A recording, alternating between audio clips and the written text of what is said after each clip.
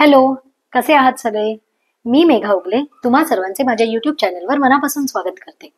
तर हा व्हिडिओ करण्यामागचं कारण म्हणजे जेव्हापासून मार्गशीर्षचा गुरुवार चालू झालाय तेव्हापासून एकच प्रश्न खूप मैत्रिणी विचारतायत. एखादा गुरुवार अडचण आली तर काय करायचं? शेवटच्या गुरुवारी उद्यापन कसं करायचं? एकादशीला उद्यापन करायचं की नाही? जर गुरुवार मिस झालाय तर पौष महिन्यात पूजा मांडायची की नाही? तर हे प्रश्न जसे तुम्हाला पडले होते तसे मला सुद्धा पडले होते. मग मी काय केलं, आमचे जे गुरुजी आहेत ज्यांच्याकडनं आम्ही सत्यनारायण पूजा, वास्तुशांती हे सगळं करतो, त्यांना मी फोन केला आणि त्यांना मी या प्रश्नांची उत्तरं विचारली. तर त्यांनी माझ्या प्रत्येक शंकेचं खूप उत्तमरित्या निरसन केलेलं आहे. तर जशी माहिती मला मिळाली तशी माहिती मला असं वाटलं की मी तुमच्यासोबत सुद्धा शेअर करावी. हा, थोडासा उशीर झाला आहे या गोष्टीला, पण तरी सुद्धा हा व्हिडिओ तुम्हाला नक्की फायदेशीर ठरेल. तर आपण व्हिडिओला सुरुवात करूया. तर सगळ्यात पहिला प्रश्न म्हणजे, जर अडचण आली तर पूजा मांडायची की नाही? तर त्याच्यावर असं उत्तर आहे, जर तुम्हाला अडचण आली तर अर्थात आपण तर पूजा मांडू शकत नाही, पण जर मिस्टर घरी असतील किंवा मुलगी घरी असेल, मुलगा घरी असेल, तर त्याच्याकडून किंवा तिच्याकडून किंवा मिस्टरांकडून तुम्ही पूजा मांडून घेऊ शकता आणि त्यांना पोथी वाचायला सांगितली ती पोथी तुम्ही ऐकू शकता. हा, पण आता मुलं पण बिझी असतात, मिस्टरांना पण ऑफिस असतं, कारण गुरुवार हा मधलाच वेळ आहे. तर जर ते शक्य नसेल तर तुम्ही फक्त कथा ऐकू शकता. तर ह्या व्हिडिओच्या शेवटी मी महालक्ष्मी व्रताची कथा पूर्णपणे सांगितलेली आहे, तर ती सुद्धा तुम्ही ऐका.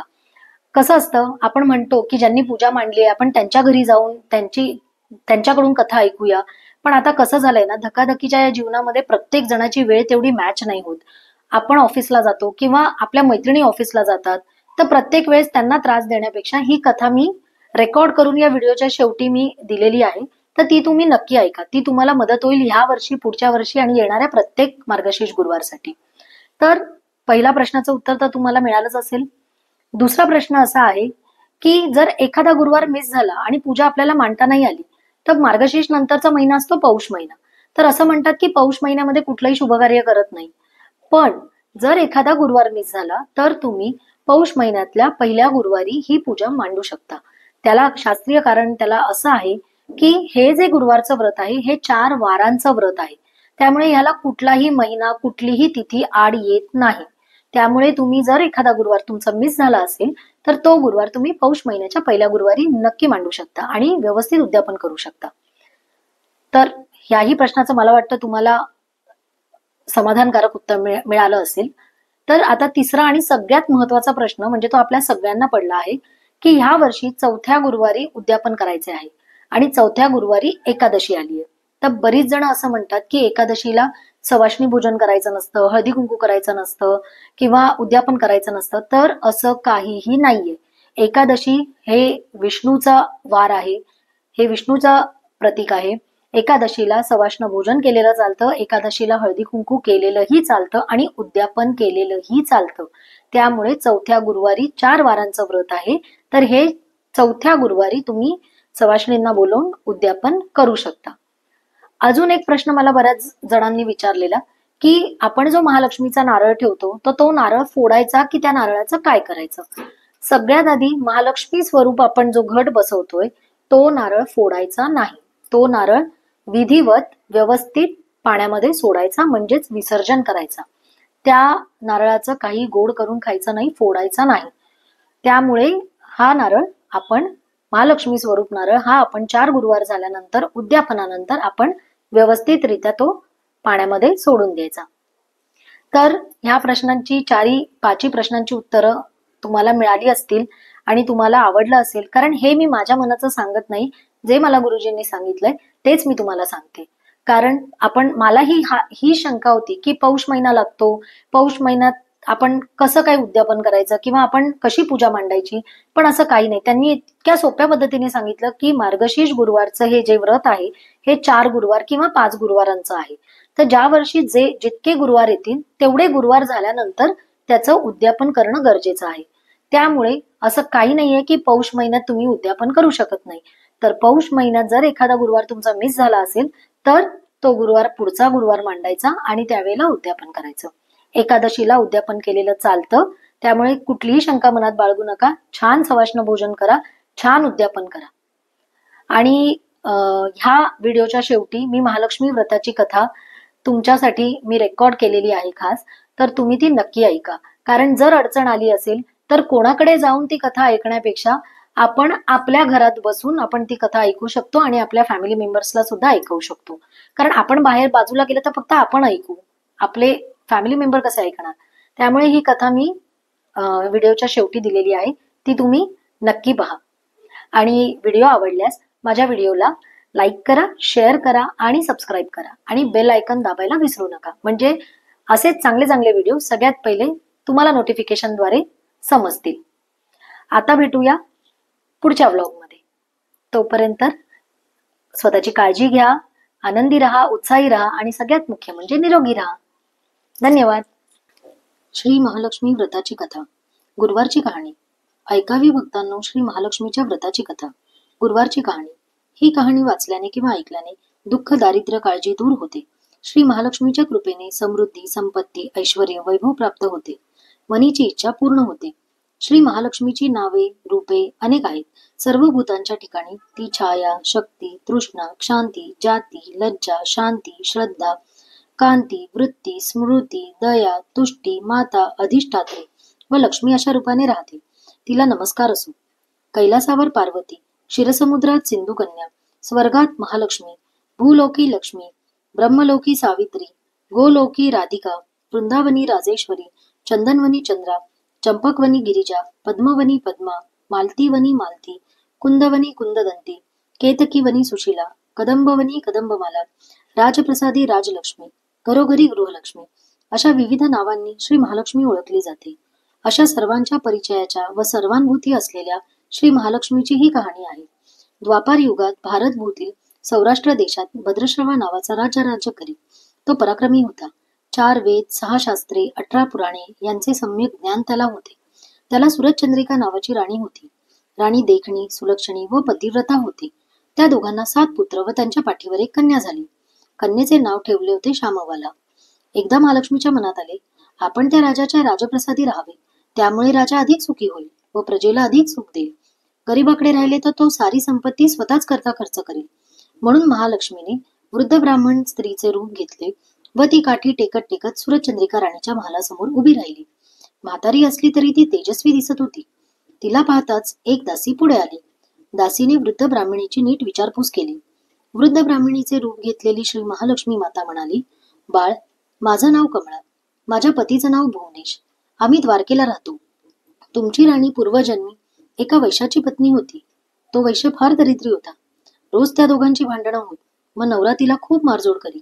याच आचाला त्रासलेली ती वैश्य पत्नी कंटाळली आणि घर सोडून राणीवनी उपाशी भटकू लागली. तिची ती दशा बघून मला तिची दया आली. धनसंपत्ती, सुख व समृद्धी देणाऱ्या श्री महालक्ष्मी व्रताची मी तिला माहिती सांगितली. माझ्या सांगण्याप्रमाणे तिने लक्ष्मी व्रत केले. तिला महालक्ष्मी प्रसन्न झाल्यामुळे तिचं दारिद्र्य संपलं. तिचं घर संतती, संपत्ती व समृद्धीने भरलं. तिच्या जीवनात आनंदी आनंद आला. पुढे ते पती पत्नी निधन पावले. लक्ष्मी व्रत केल्यामुळे ती दोघं लक्ष्मी लोकात वैभवात राहिली. त्यांनी जितकी वर्ष श्री महालक्ष्मी व्रत केलं तितकी 1000 वर्ष त्यांना सुखोपभोग मिळाले. या जन्मी त्यांचा जन्म राजकुळात झाला आहे.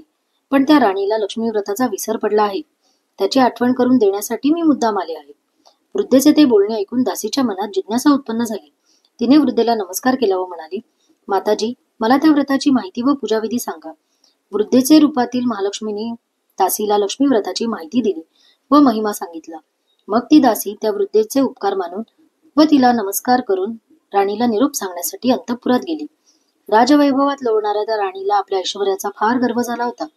संपत्तीमुळे व सत्तेमुळे ती उन्मत्त झाली होती. म्हातारीचा निरोप ऐकून ती रागारागाने व तावातावाने आली आणि त्या वृद्ध ब्राह्मण स्त्रीला फटकळपणे बोलली. तिला धक्काबुक्की केली.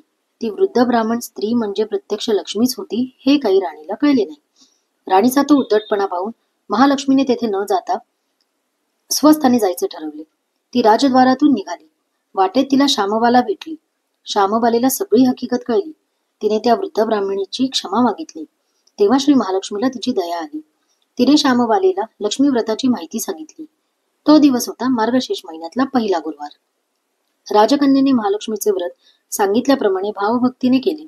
त्यामुळे सिद्धेश्वर राजाच्या मालाधर या राजपुत्राशी तिचा विवाह झाला. ती पतीसह राजवैभवात नांदू लागली. इकडे मात्र महालक्ष्मीचा कोप झाल्यामुळे भद्रश्रवावर आणि सुरचंद्रिका यांचे राज्य गेले. ऐश्वर्य वैभव सर्व गेले व त्यांची अनान्न दशा झाली. एके दिवशी सुरचंद्रिका आपल्या पतीला म्हणाली, आपला राजा जामात आहे, खूप श्रीमंत आहे, त्याच्याकडे जा, आपले हाल सांगा, त्याला दया येईल, तो आपल्याला साह्य करेल.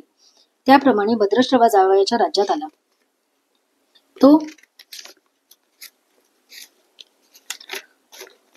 तो तळ्याच्या काठी बसला असताना पाणी नेण्यासाठी आलेल्या श्यामबालेच्या दासींना तो दिसला. त्याची राजलक्षणे जाणून दासींनी त्यांचे नावगाव विचारले. तो श्यामबाला राणीचा पिता आहे हे कळल्यावर दासी धावत धावत श्यामबालेकडे गेल्या. त्यांनी सर्व हकीकत सांगितली. दासीकडून राजवस्त्रे पाठवून श्यामबालेने आपल्या पित्याला मोठ्या थाटामाटाने राजवाड्यात आणले. आदर सत्कार केला, नाना परीचा पाहुणचार केला. तो परत जायला निघाला तेव्हा तिने हंडा भरून धन दिले. भद्रश्रवा घरी आला. सुरचंद्रिकेला आनंद झाला. तिने हंडा उघडले तो काय, हंड्यात द्रव्य नव्हते, कोळसे भरले होते.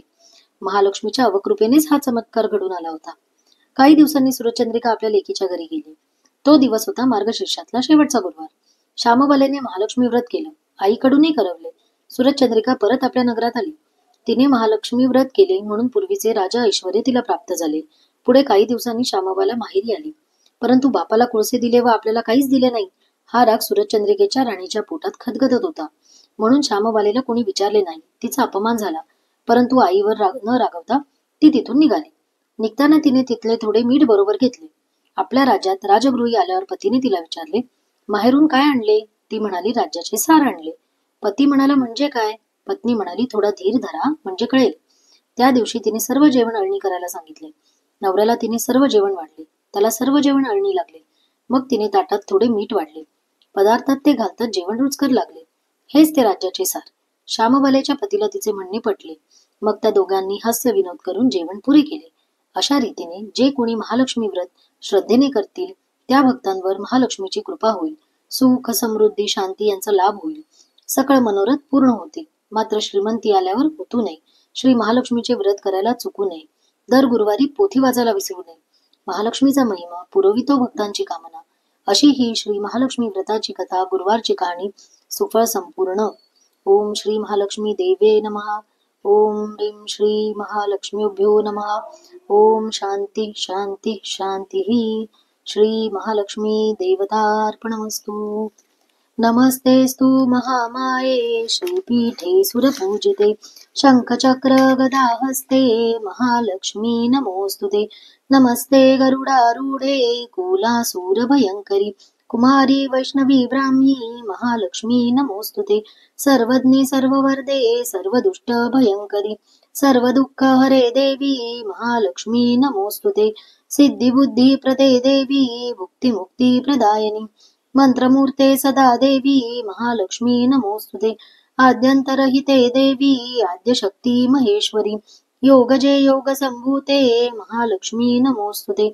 स्थूल सूक्ष्म महारौद्रे महाशक्ती महोदरे महापाप हरे देवी महालक्ष्मी नमोस्तुते. पद्मासन स्थिते देवी परब्रह्म स्वरूपिणी परमेशी जगन्मांतर महालक्ष्मी नमोस्तुते. श्वेतांबरधरे देवी नानालंकार भूषिते जगत्स्थिते जगन्मांतर महालक्ष्मी नमोस्तुते.